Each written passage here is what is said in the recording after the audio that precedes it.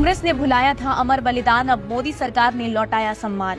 2014 से पहले भारत सरकार केवल गिने चुने जननायकों के योगदान को याद करती थी, लेकिन मोदी सरकार ने उन बलिदानियों को सम्मान दिया जिन्हें ये देश दशकों से याद तक नहीं करता था। आज हम आपको ऐसे ही 10 अमर बलिदानियों के बारे में बताएंगे जिन्हें दशकों तक कांग्रेस सरकार ने याद नहीं किया, लेकिन मोदी सरकार ने उन्हें उचित सम्मान देकर देशवासियों को बताया कि उनका योगदान भारत के लिए कितना महान था।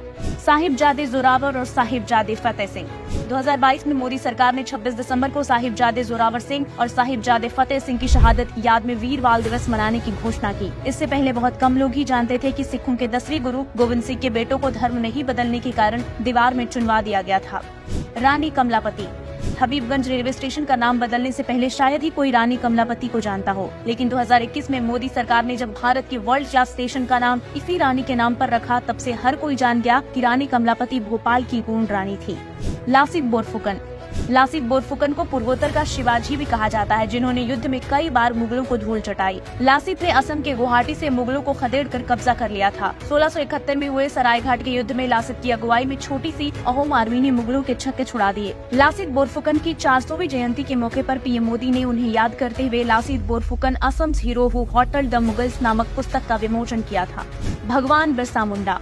आदिवासियों के खिलाफ अंग्रेजों के अत्याचार के खिलाफ आवाज उठाने वाले बिरसा मुंडा को सालों तक भुलाया गया, लेकिन मोदी सरकार ने 2022 में 15 नवंबर को भगवान बिरसा मुंडा जयंती को राष्ट्रीय जनजाति गौरव दिवस के रूप में मनाने की शुरुआत की थी, जिसके बाद देश को एक बार फिर से बिरसा मुंडा के योगदान के बारे में पता चला।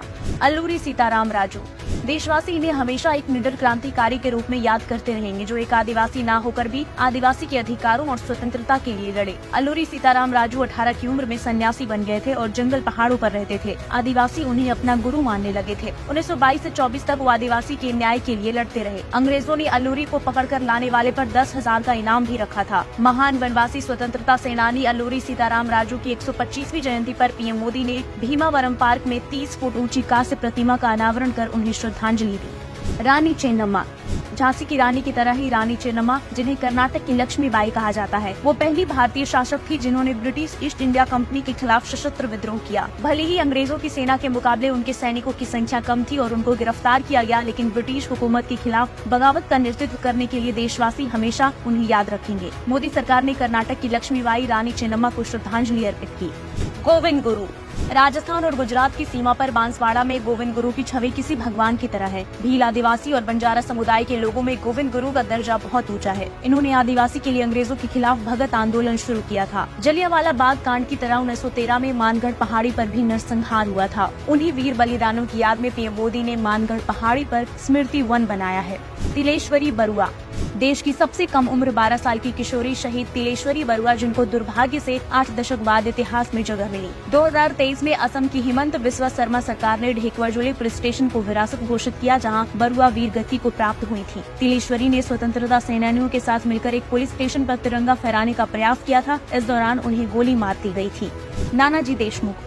पीएम मोदी हर साल 11 अक्टूबर को नानाजी देशमुख की जयंती पर उन्हें श्रद्धांजलि अर्पित करते हैं। नानाजी ने देश के गांवों और जनजातीय क्षेत्रों के विकास के लिए अपना जीवन समर्पित कर दिया। मरणोपरांत नानाजी को मोदी सरकार ने 2019 में देश के सर्वोच्च नागरिक पुरस्कार भारत रत्न से सम्मानित किया था।